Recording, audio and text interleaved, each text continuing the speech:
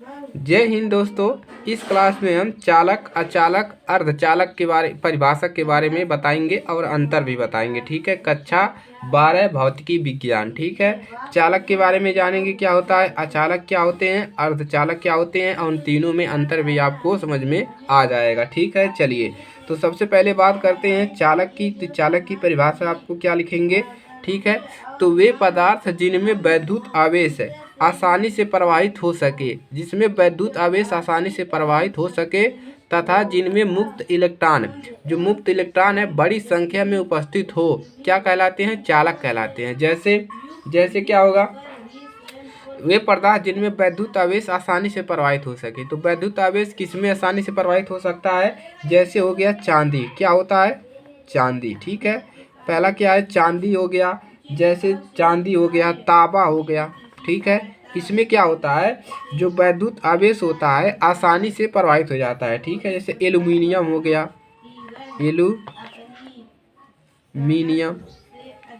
वैद्युत आवेश यानी कि जो विद्युत आवेश, यानी कि जो लाइन करंट होता है, कहते हैं एल्युमिनियम का तार है, एल्युमिनियम का तार लाओगे तो लाइन अच्छे से जाएगा और जल्दी खराब भी नहीं होगा। ठीक है, तांबा वाला एक तांबे का तार होता है, उसमें विद्युत आवेश जो होता है आसानी से जाता है, प्रवाहित होता है। ठीक है, और एक और है सोना। ठीक है, ये भी हो गया, इत्यादि। तो इतना लिख सकते हैं। तो ये है आपका चालक का परिभाषा कि वे पदार्थ जिनमें वैद्युत आवेश आसानी से प्रवाहित हो सके तथा जिनमें मुक्त इलेक्ट्रॉनों की संख्या बड़ी संख्या में उपस्थित हो, चालक कहलाता है। ठीक है, जैसे चांदी, तांबा, सोना, एल्युमिनियम आदि। अब इसी का उल्टा जस्ट क्या है, आपका अचालक है। ठीक है, तो उसकी भी देखते हैं क्या है परिभाषा। चलिए, तो अचालक का परिभाषा क्या है, वे पदार्थ जिनमें वैद्युत आवेश कठिनता से प्रवाहित हो। इसमें आसानी से प्रवाहित हो रहा था, अचालक में कठिनता से प्रवाहित होगा, तथा जिनमें मुक्त इलेक्ट्रॉन नहीं होते हैं या कम संख्या में होते हैं। मुक्त इलेक्ट्रॉन होते ही नहीं है या कम संख्या में होते हैं। ठीक है, इसे क्या कहते हैं, अचालक कहलाते हैं। जैसे जैसे हो गया, जैसे लकड़ी, लकड़ी में जो होता है आपका, वो क्या होता है, आपका अचालक होता है। जैसे लिखेंगे यहाँ पर लकड़ी। ठीक है, लकड़ी हो गया। उसके बाद हो गया एबोनाइट है। ठीक है, एबोनाइट हो गया। उसके बाद ऐसे हो गया कांच हो गया। क्या हो गया, कांच। इसमें क्या होता है, वैद्युत आवेश आसानी से प्रवाहित नहीं होता है। आभ्रक हो गया। ठीक है, आभ्रक। तो ये सभी जो है आपके ये आएंगे अचालक के रूप में। ठीक है, इनमें क्या होगा, मुक्त इलेक्ट्रॉन तो नहीं होते, बहुत कम संख्या में होते हैं, और इसमें वैद्युत आवेश कठिनता से प्रवाहित होते हैं। ठीक है, तो ये हो गया आपका अचालक है। अब बात करते हैं अर्धचालक की। ठीक है, चलिए अब अर्धचालक क्या होता है इसके बारे में जानेंगे।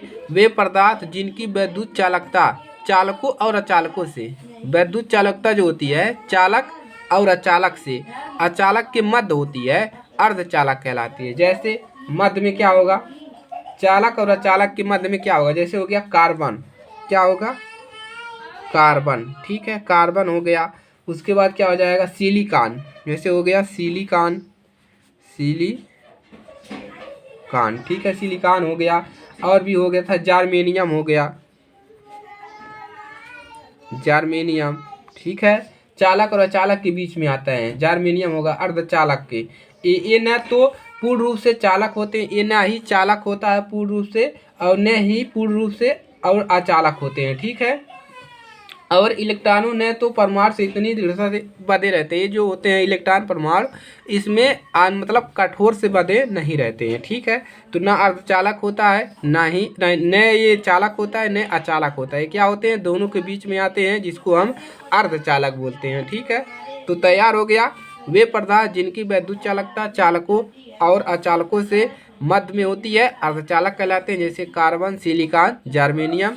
चालक क्या होता है, जिसमें वैद्युत आवेश आसानी से प्रवाहित हो सके और मुक्त इलेक्ट्रॉन बड़ी संख्या में उपस्थित हो, चालक कहलाते हैं। चांदी, सोना, एल्युमिनियम आदि।